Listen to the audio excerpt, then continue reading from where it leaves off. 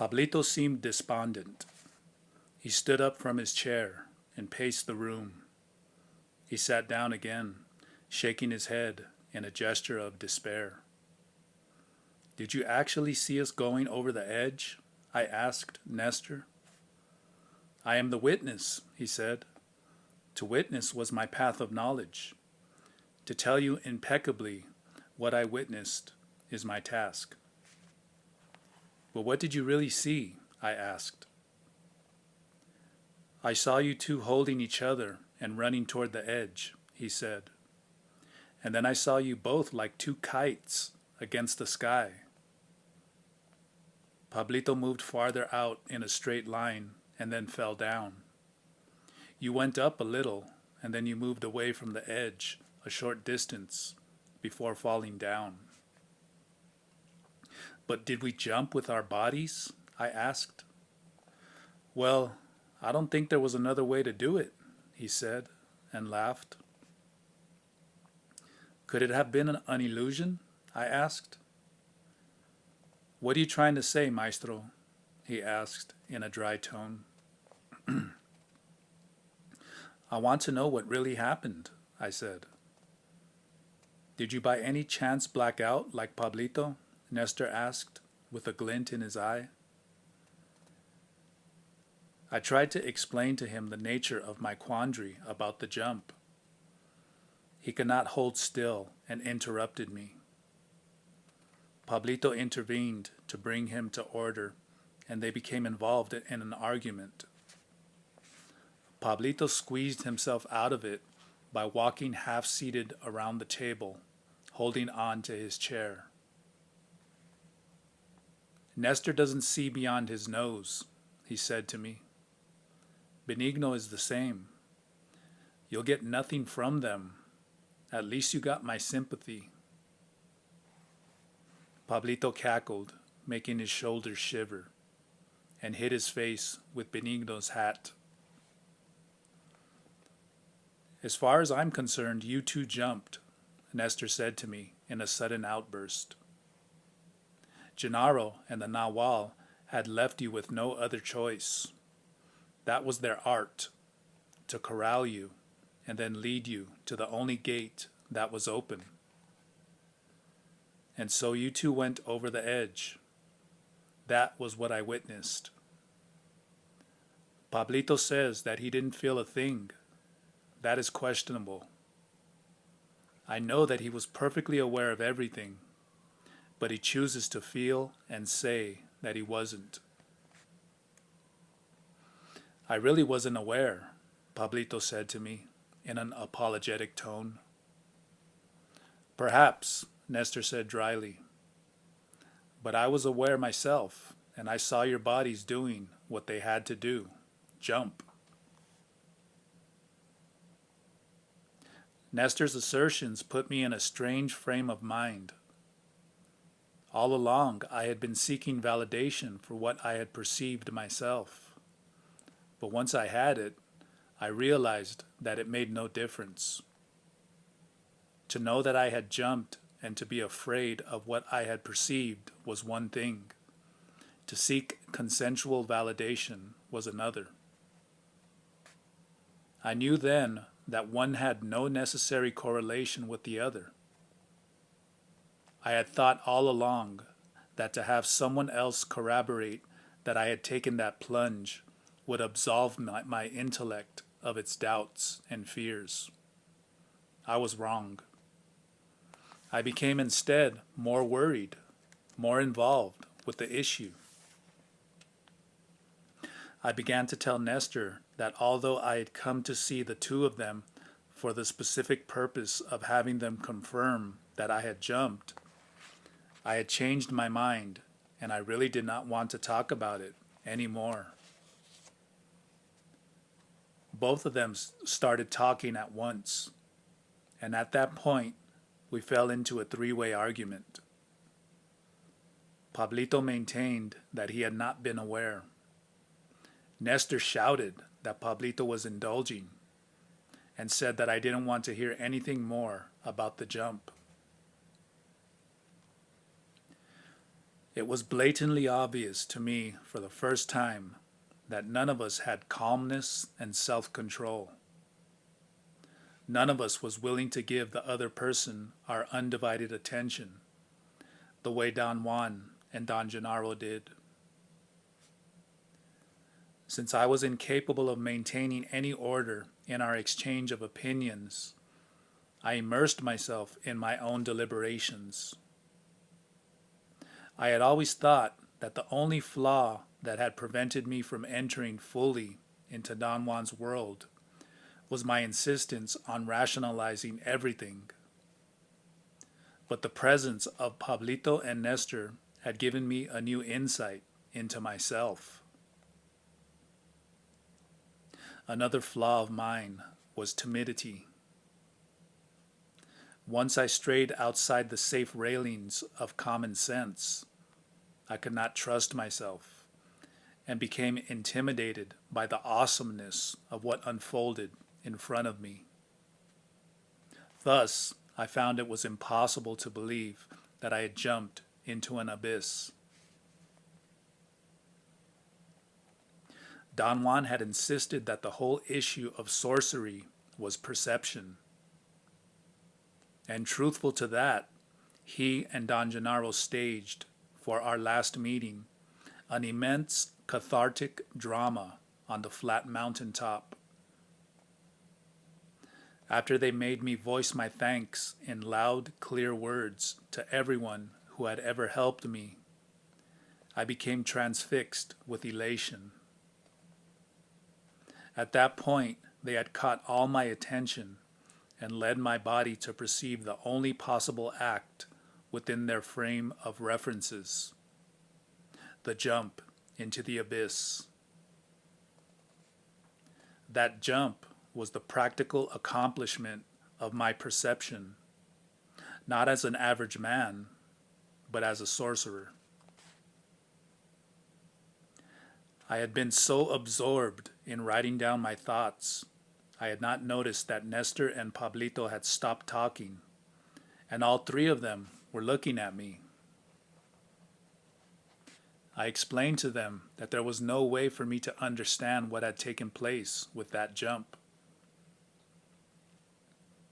"There's nothing to understand," Nestor said. "Things just happen, and no one can tell how. Ask Benigno if he wants to understand." "Do you want to understand?" I asked Benigno as a joke. "You bet I do," he exclaimed in a deep bass voice, making everyone laugh. "You indulge in saying that you want to understand," Nestor went on. "Just like Pablito indulges in saying that he doesn't remember anything."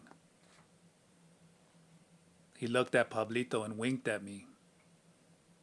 Pablito lowered his head.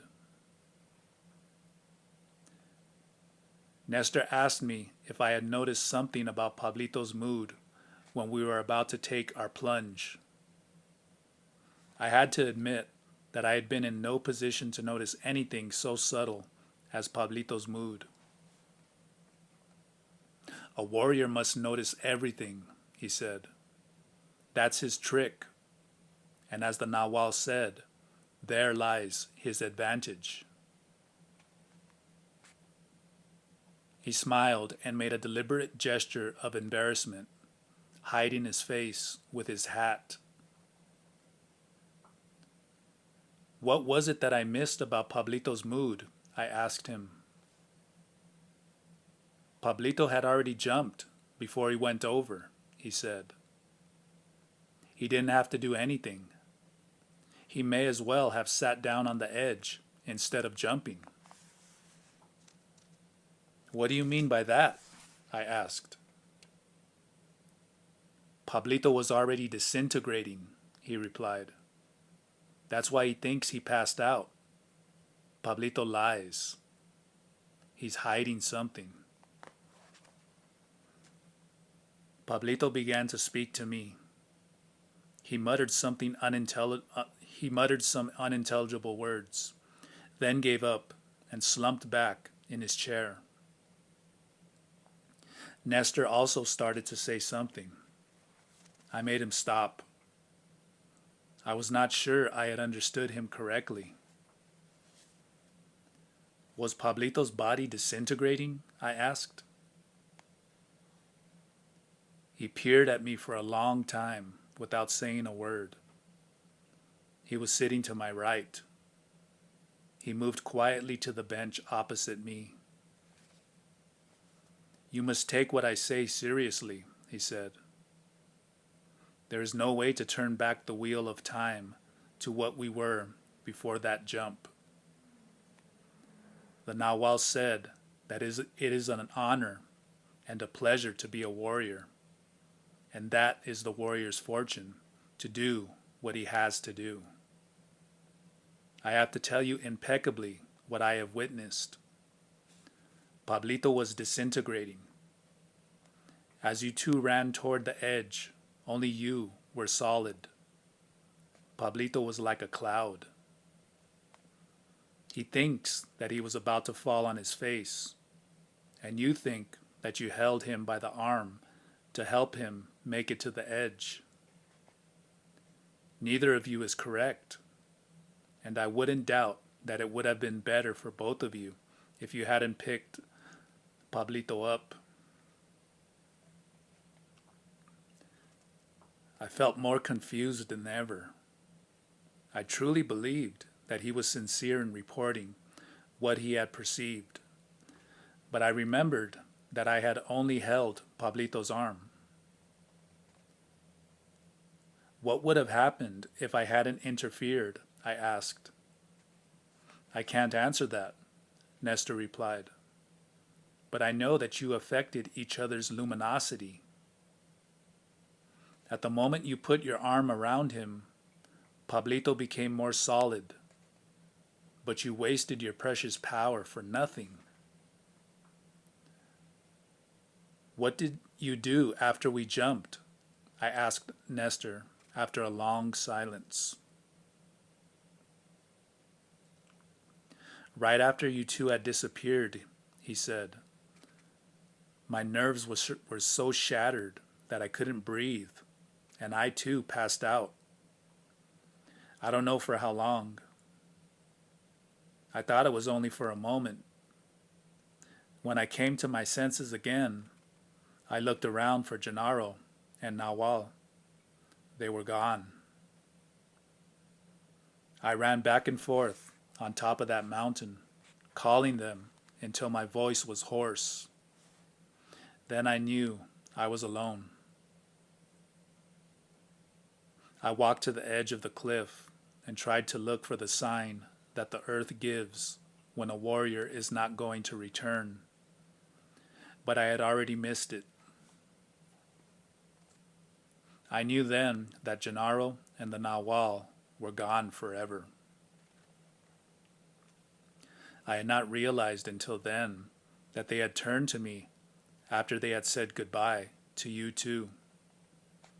And as you were running to the edge, they waved their hands and said goodbye to me.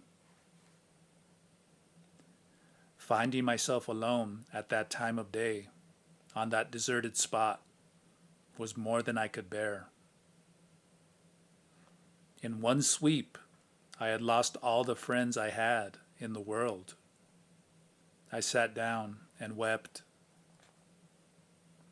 And as I got more and more scared, I began to scream as loud as I could. I called Gennaro's name at the top of my voice, but then it was pitch black. I could no longer distinguish any landmarks. I knew that as a warrior, I had no business indulging in my grief. In order to calm myself down, I began to howl like a coyote, the way the Nahual had taught me. After howling for a while, I felt so much better that I forgot my sadness. I forgot that the world existed. The more I howled, the easier it was to feel the warmth and protection of the earth. Hours must have passed. Suddenly I felt a blow inside of me, behind my throat, and the sound of a bell in my ears. I remembered what the Nahual had told Eligio and Benigno before they jumped. He said that the feeling in the throat came just before one was ready to change speed, and that the sound of the bell was the vehicle that one could use to accomplish anything that one needed. I wanted to be a coyote then. I looked at my arms, which were on the ground in front of me. They had changed shape and looked like a coyote's. I saw the coyote's fur on my arms and chest. I was a coyote. That made me so happy that I cried like a coyote must cry. I felt my coyote teeth and my long and pointed muzzle and tongue.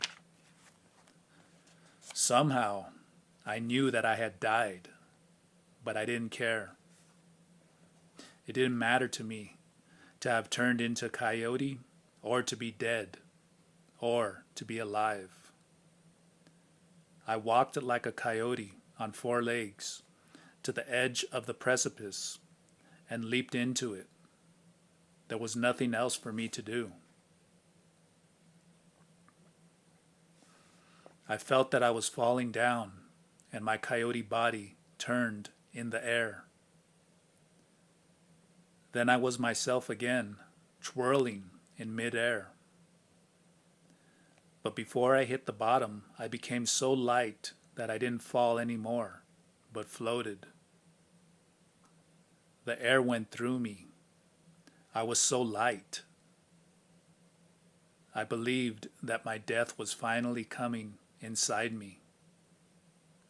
Something stirred my insides, and I disintegrated like dry sand. It was peaceful and perfect where I was.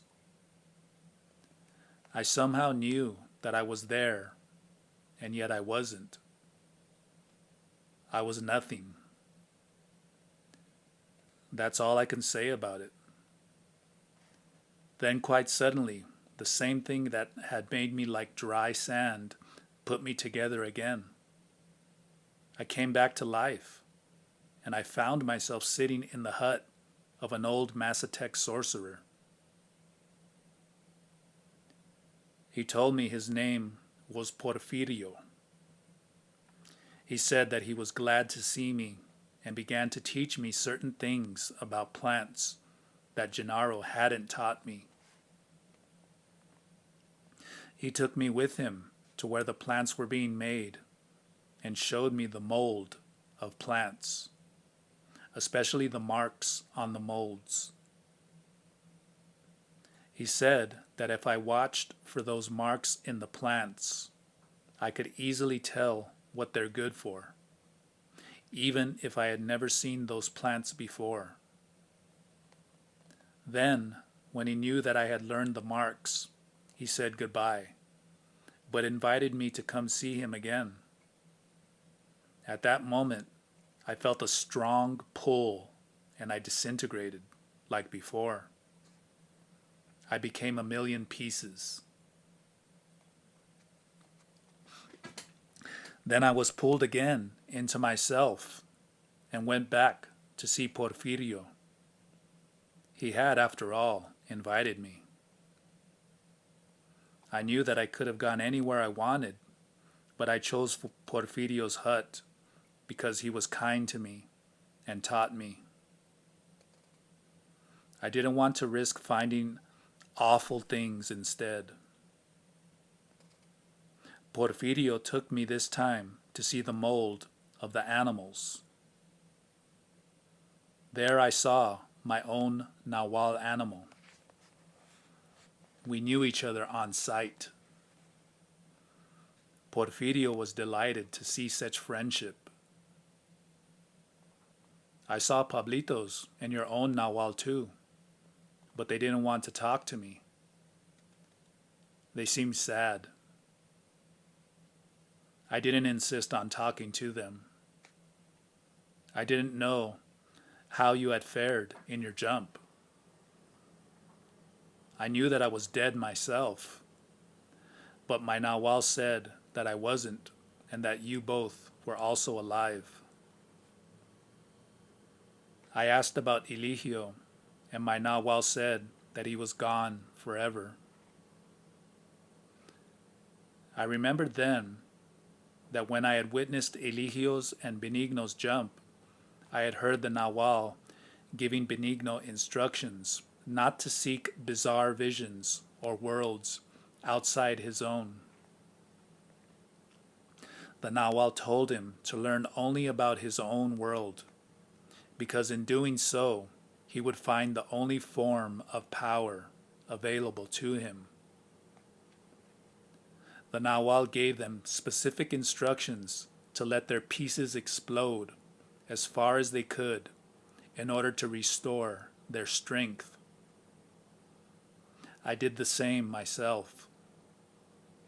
I went back and forth from the Tonal to the Nawal 11 times. Every time, however, I was received by Porfirio, who instructed me further. Every time my strength waned, I restored it in the Nawal, until a time when I restored it so much that I found myself back on this earth. Doña Soledad told me that Eligio didn't have to jump into the abyss, I said. He jumped with Benigno, Nestor said. Ask him. He'll tell you in his favorite voice. I turned to Benigno and asked him about his jump. You bet we jumped together, he replied in a blasting voice. But I never talk about it. What did Soledad say Eligio did? Nestor asked. I told him that Doña Soledad had said that Eligio was twirled by a wind and left the world while he was working in an open field. She's thoroughly confused, Nestor said. Eligio was twirled by the allies, but he didn't want any of them, so they let him go. That has nothing to do with the jump. La Gorda said that you had a bout with allies last night.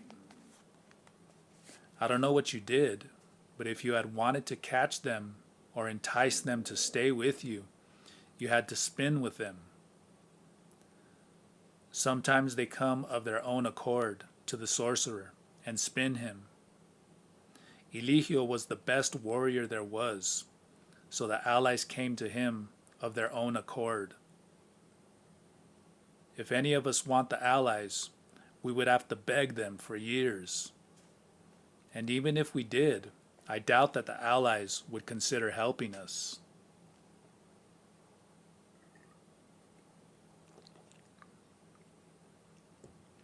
Eligio had to jump like everybody else. I witnessed his jump. He was paired with Benigno. And a lot of what happens to us as sorcerers depends on what your partner does. Benigno is a bit off his rocker because his partner didn't come back. Isn't that so, Benigno? You bet it is, Benigno answered in his favorite voice.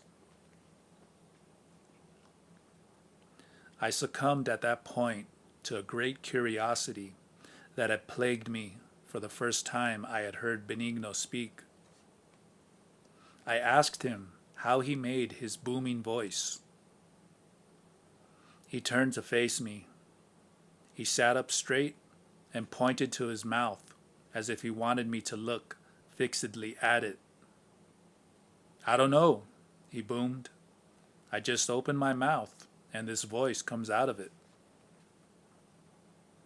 He contracted the muscles of his forehead, curled up his lips, and made a profound booing sound.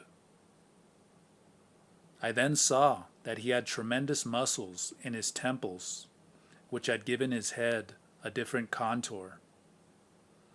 It was not his hairline that was different, but the whole upper front part of his head. Gennaro left him his noises, Nestor said to me. Wait until he farts. I had the feeling that Benigno was getting ready to demonstrate his abilities. Wait, Benigno, I said. It's not necessary. Oh, shucks, Benigno explained in a tone of disappointment. I had the best one just for you. Pablito and Nestor laughed so hard that even Benigno lost his deadpan expression and cackled with them. Tell me what else happened to Eligio, I asked Nestor after they had calmed down again. After Eligio and Benigno jumped, Nestor replied, the Nahual made me look quickly over the edge in order to catch the sign the earth gives when a warrior jumps into the abyss. If there is something like a little cloud or a faint gust of wind, the warrior's time on earth is not over yet. The day Eligio and Benigno jumped, I felt one puff of air on the side Benigno had jumped, and I knew that his time was not up. But Eligio's side was silent. What do you think happened to Eligio? Did he die? All three of them stared at me. They were quiet for a moment. Nestor scratched his temples with both hands. Benigno giggled and shook his head. I attempted to explain, but Nestor made a gesture with his hands to stop me. Are you serious when you ask us questions? He asked me. Benigno answered for me. When he was not clowning, his voice was deep and melodious. He said that the Nahual and Genaro had set us up so all of us had pieces of information that the others did not have. Well, if that's the case, we'll tell you what's what, Nestor said, smiling as if a great load had been lifted off his shoulders. Eligio did not die, not at all. Where is he now? I asked. They looked at one another again. They gave me the feeling that they were struggling to keep from laughing. I told them that all I knew about Eligio was what Doña Soledad had told me. She had said that Eligio had gone to the other world to join the Nahual and Genaro. To me, that sounded as if the three of them had died. Why do you talk like that, Maestro? Nestor asked with a deep tone of concern. Not even Pablito talks like that. I thought Pablito was going to protest. He almost stood up, but he seemed to change his mind. Yes, that's right, he said. Not even I talk like that. Well, if Eligio didn't die, where is he? I asked. Soledad already told you, Nestor said softly. Eligio went to join the Nahual and Genaro. I decided that it was best not to ask any more questions. I did not mean my probes to be aggressive, but they always turned out that way.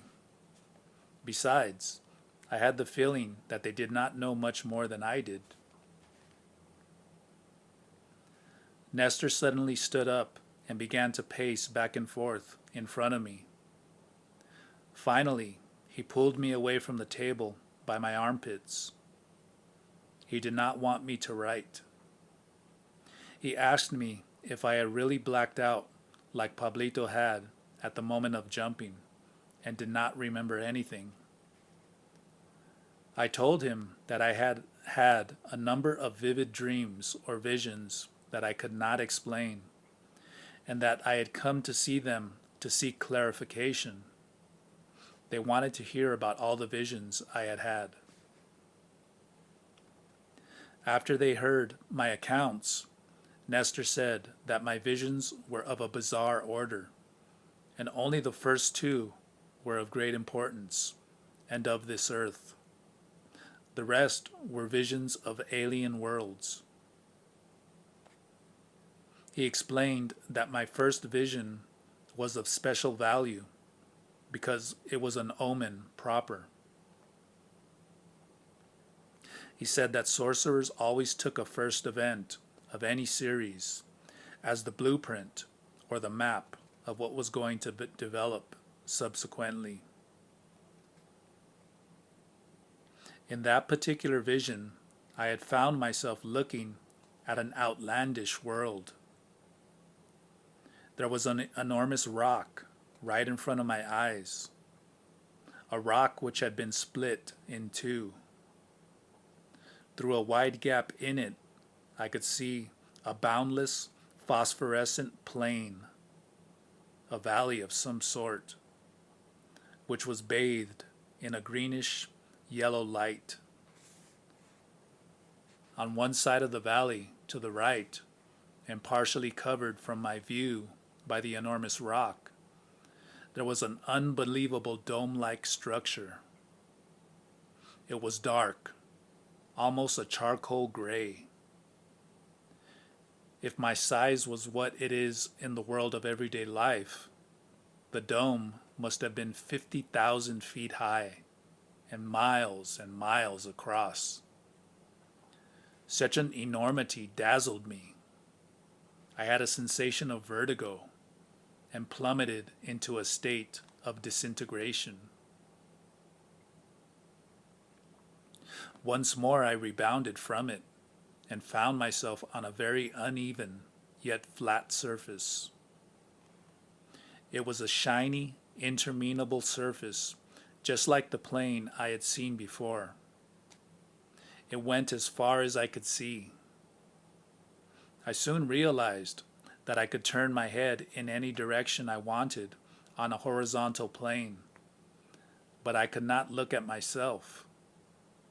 I was able, however, to examine the surroundings by rotating my head from left to right and vice versa.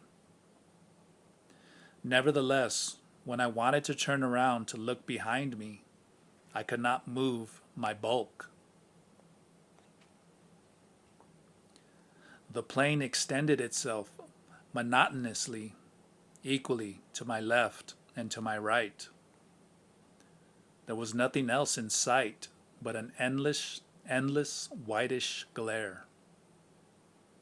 I wanted to look at the ground underneath my feet, but my eyes could not move down.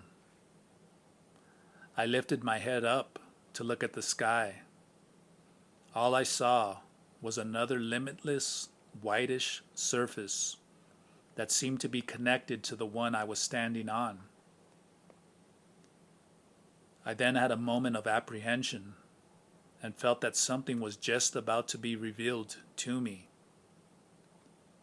But the sudden and devastating jolt of disintegration stopped my revelation. Some force pulled me downward. It was as if the whitish surface had swallowed me. Nestor said that my vision of a dome was of tremendous importance because that particular shape had been isolated by the Nawal and Gennaro as the vision of the place where all of us were supposed to meet them someday. Benigno spoke to me at that point and said that he had heard Eligio being instructed to find that particular dome. He said that the Nawal and Gennaro insisted that Eligio understand their point correctly. They always had believed Eligio to be the best. Therefore, they directed him to find that dome and to enter its whitish vaults over and over again. Pablito said that all three of them were instructed to find that dome if they could, but that none of them had. I said then, in a complaining tone, that neither Don Juan nor Don Gennaro had ever mentioned anything like that to me. I had had no instruction of any sort regarding a dome. Benigno, who was sitting across the table from me, suddenly stood up and came to my side. He sat to my left and whispered very softly in my ear that perhaps the two old men had instructed me, but I did not remember, or that they had not said anything about it, so I would not fix my attention on it once I had found it. Why was the dome so important? I asked Nestor. Because that's where the Nahual and Gennaro are now, he replied. And where's that dome? I asked. Somewhere on this earth, he said. I had to explain to them at great length that it was impossible that a structure of that magnitude could exist on our planet. I said that my vision was more like a dream, and domes of that height could exist only in fantasies. They laughed and patted me gently as if they were humoring a child. You want to know where Eligio is? Nestor said all of a sudden. Well, he's in the whitish vaults of that dome with the Nahual and Gennaro. But that dome was a vision, I protested. Then Eligio is in a vision, Nestor said. Remember what Benigno just said to you? The Nahual and Gennaro didn't tell you to find that dome and go back to it over and over. If they had, you wouldn't be here. You'd be like Eligio, in the dome of that vision. So you see, Eligio did not die like a man in the street dies. He simply did not return from his jump. His claim was staggering to me. I could not brush aside the memory of the vividness of the visions I had had. But for some strange reason, I wanted to argue with him. Nestor, without giving me time to say anything, drove his point a notch further. He reminded me of one of my visions, the next to the last. That particular one had been the most nightmarish of them all. I had found myself being chased by a strange, unseen creature. I knew that it was there, but I could not see it. Not because it was invisible, but because the world I was in was so incredibly unfamiliar that I could not tell what anything was. Whatever the elements of my vision were, they were certainly not from this earth. The emotional distress I experienced upon being lost in such a place was almost more than I could bear. At one moment, the surface where I stood began to shake. I felt that it was caving in under my feet, and I grabbed a sort of branch or an appendage of a thing that reminded me of a tree, which was hanging just above my head on a horizontal plane. The instant I touched it, the thing wrapped around my wrist, as if it had been filled with nerves that sensed everything. I felt that I was being hoisted to a tremendous height. I looked down and saw an incredible animal. I knew it was the unseen creature that had been chasing me. It was coming out of a surface that looked like the ground. I could see its enormous mouth open like a cavern. I heard a chilling, thoroughly unearthly roar, something like a shrill, metallic gasp. And then the tentacle that had me caught unraveled, and I fell into that cavernous mouth. I saw every detail of that mouth as I was falling into it. Then it closed with me inside. I felt an instantaneous pressure that mashed my body. You have already died, Nestor said. That animal ate you. You ventured beyond this world and found horror itself.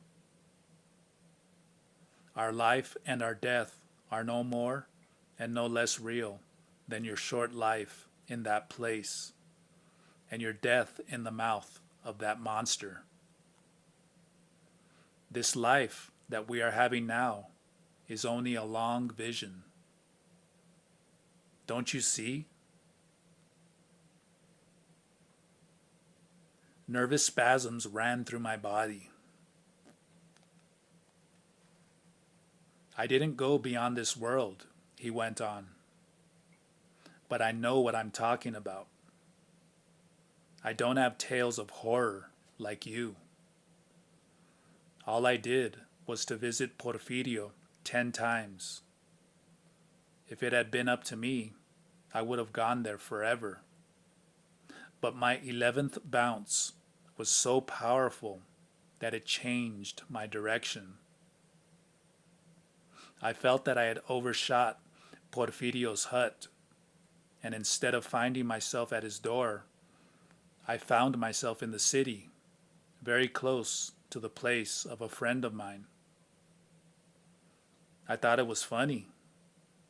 I knew that I was journeying between the Tonal and the Nawal.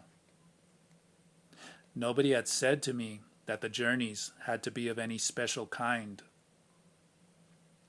So I got curious and decided to see my friend. I began to wonder if I really would get to see him. I came to his house and knocked on the door, just as I had knocked scores of times. His wife let me in as she had always done, and sure enough, my friend was home. I told him that I had come to the city on business, and he even paid me some money he owed me. I put the money in my pocket. I knew that my friend and his wife and the money and his house and the city were just like Porfirio's hut, a vision. I knew that a force beyond me was going to disintegrate me any moment. So I sat down to enjoy my friend to the fullest. We laughed and joked, and I dare say that I was funny and light and charming. I stayed there for a long time, waiting for the jolt.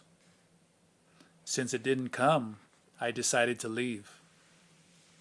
I said goodbye and thanked him for the money and for his friendship.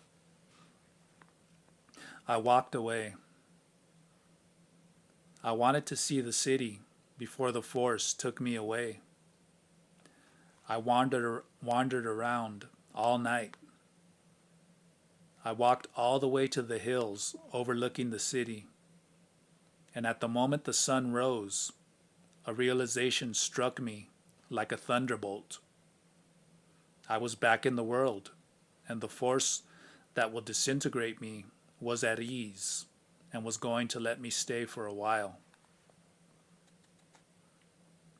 I was going to see my homeland and this marvelous earth for a while longer. What a great joy, Maestro! But I couldn't say that I had not enjoyed Porfirio's friendship. Both visions are equal, but I prefer the vision of my form and my earth. It's my indulging, perhaps.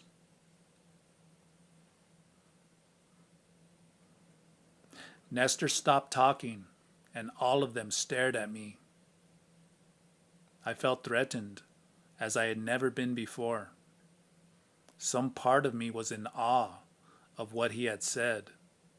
Another wanted to fight with him. I began to argue with him without any sense.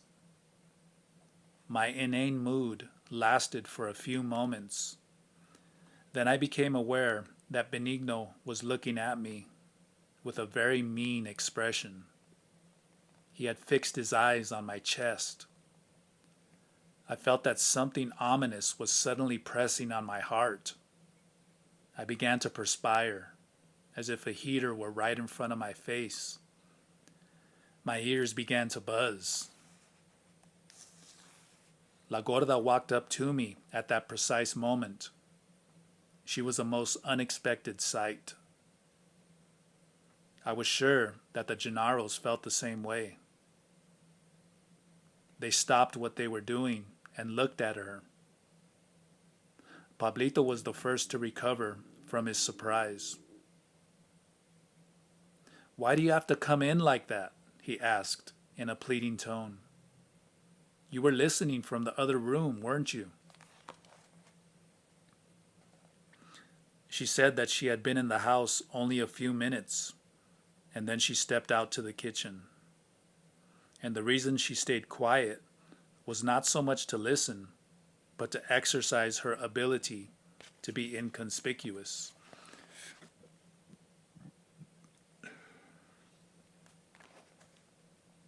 Her presence had created a strange lull. I wanted to pick up again the flow of Nestor's revelations. But before I could say anything, La Gorda said that the little sisters were on their way to the house and would be coming through the door any minute.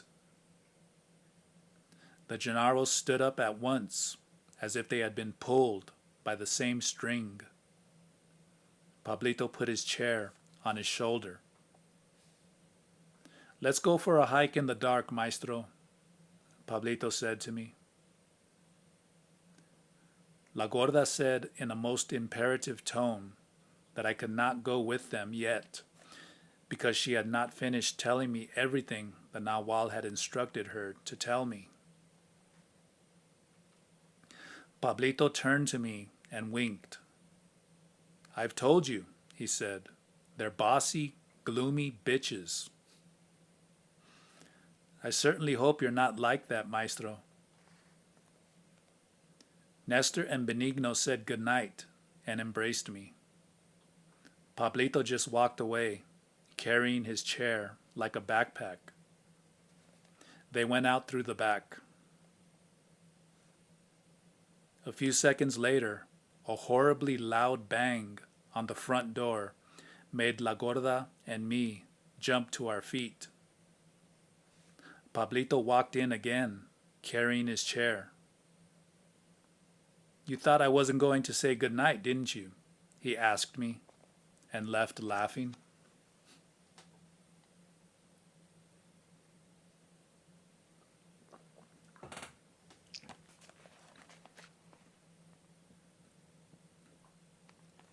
Chapter 5. The Art of Dreaming. The next day, I was by myself all morning. I worked on my notes. In the afternoon, I used my car to help La Gorda and the little sisters transport the furniture from Doña Soledad's house to their house. In the early evening, La Gorda and I sat in the dining area alone. We were silent for a while. I was very tired. La Gorda broke the silence and said that all of them had been too complacent since the Nahual and Gennaro had left. Each of them had been absorbed in his or her particular tasks.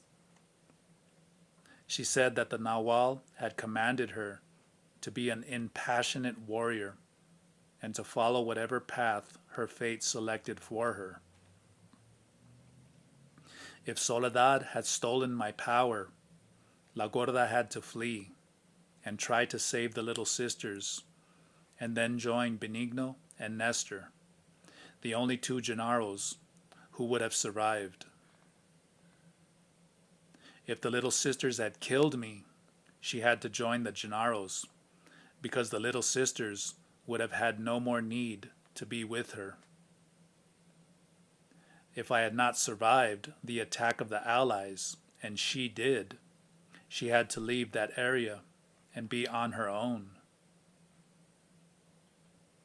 She told me, with a glint in her eye, that she had been sure that neither one of us would survive, and that was why she had said goodbye to her sisters, to her house, and to the hills.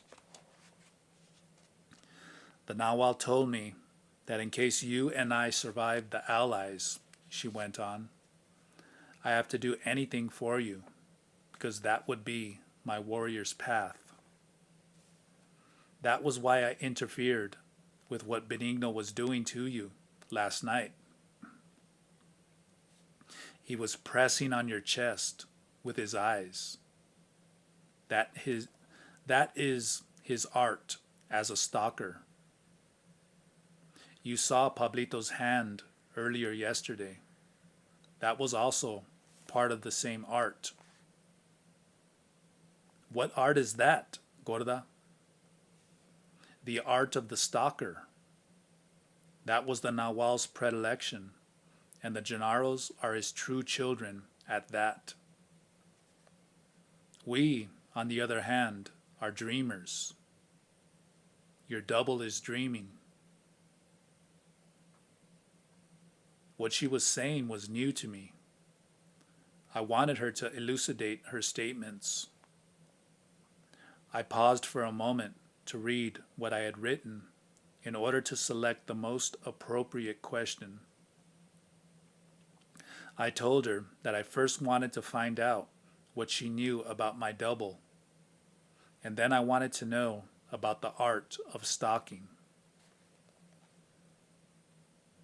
The Nahual told me that your double is something that takes a lot of power to come out, she said. He figured that you might have enough energy to get it out of you twice. That's why he set up Soledad and the little sisters, either to kill you or to help you. La Gorda said that I had had more energy than the Nahual thought, and that my double came out 3 times. Apparently, Rosa's attack had not been a thoughtless action. On the contrary, she had very cleverly calculated that if she injured me, I would have been helpless. The same ploy Doña Soledad had tried with her dog. I had given Rosa a chance to strike me when I yelled at her, but she failed to injure me. My double came out and injured her instead. La Gorda said that Lydia had told her that Rosa did not want to wake up when all of us had to rush out of Soledad's house. So Lydia squeezed the hand that had been injured. Rosa did not feel any pain and knew in an instant that I had cured her, which meant to them that I had drained my power. La Gorda affirmed that the little sisters were very clever and had planned to drain me of power. To that effect, they had kept on insisting that I cure Soledad. As soon as Rosa realized that I had also cured her, she thought that I had weakened myself beyond repair. All they had to do was to wait for Josefina in order to finish me off. The little sisters didn't know that when you cured Rosa and Soledad, you also replenished yourself, La Gorda said, and laughed as if it were a joke. That was why you had enough energy to get your double out a third time when the little sisters tried to take your luminosity. I told her about the vision I had had of Doña Soledad huddled against the wall of her room, and how I had merged that vision with my tactile sense and ended up feeling a viscous substance on her forehead. That was true seeing, La Gorda said. You saw Soledad in her room, although she was with me around Genaros' place. And then you saw your Nawal on her forehead.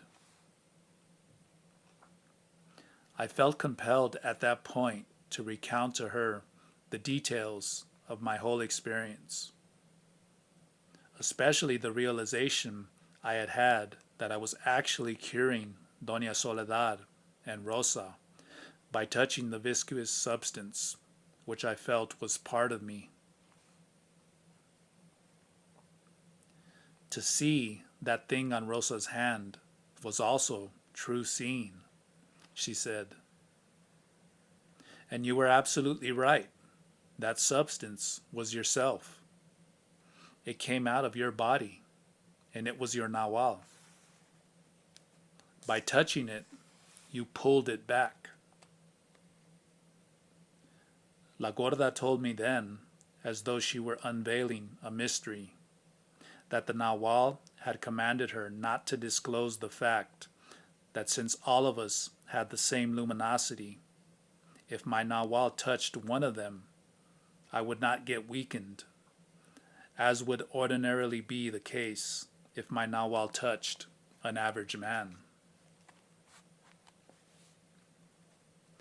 If your Nawal touches us, she said, giving me a gentle slap on the head, your luminosity stays on the surface. You can pick it up again, and nothing is lost. I told her that the content of her explanation was impossible for me to believe. She shrugged her shoulders as if saying that was not of any of her concern. I asked her then about her usage of the word Nawal. I said that Don Juan had explained the Nawal to me as being the indescribable principle, the source of everything. Sure, she said, smiling. I know what he meant. The Nawal is in everything. I pointed out to her, a bit scornfully, that one could also say the opposite, that the tonal is in everything. She carefully explained that there was no opposition, that my statement was correct. The tonal was also in everything. She said that the tonal, which is in everything, could be easily apprehended by our senses, while the Nawal, which is in everything, manifested itself only to the eye of the sorcerer. She added that we could stumble upon the most outlandish sights of the tonal and be scared of them, or awed by them, or be indifferent to them, because all of us could view those sights. A sight of the Nawal, on the other hand, needed the specialized senses of a sorcerer in order to be seen at all. And yet, both the tonal and the Nawal were present in everything at all times.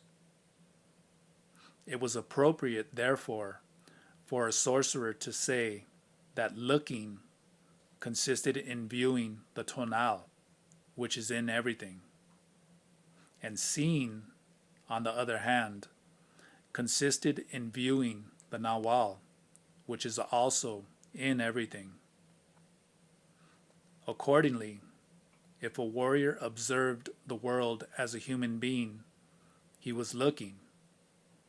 But if he observed it as a sorcerer, he was seeing. And what he was seeing had to be properly called the Nawal.